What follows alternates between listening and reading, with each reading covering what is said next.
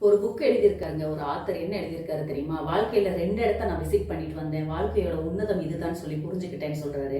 அந்த 2 இடம் எது அப்படின்னா, ஹாஸ்பிட்டல் ஒன்று, கல்லறை ஒன்று. ஹாஸ்பிட்டல் போனேன், நான் நல்லா இருந்தேன்.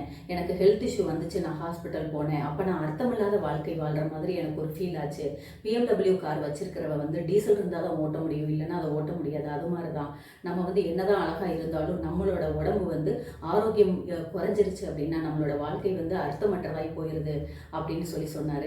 இன்னொன்று வந்து கல்லறைக்கு போனதுக்கு அப்புறம் நான் புரிஞ்சுக்கிட்டேன், நம்மளோட வாழும் பொழுது நம்மளோட காலுக்கு கீழே இருக்கிற செருப்பு வந்து என்னவாகுது அப்படின்னா, செத்ததுக்கு அப்புறம் நம்மளுக்கு தலைக்கு மேலே அது கூரையா அமையுது. ஸோ அவர் என்ன சொல்ல வர்றாரு அப்படின்னா, 2 விஷயங்களையுமே பார்த்ததுக்கு அப்புறமா தான் புரிஞ்சுக்கிட்டேன் வாழ்க்கைன்னா இதுதான் சொல்லிட்டு.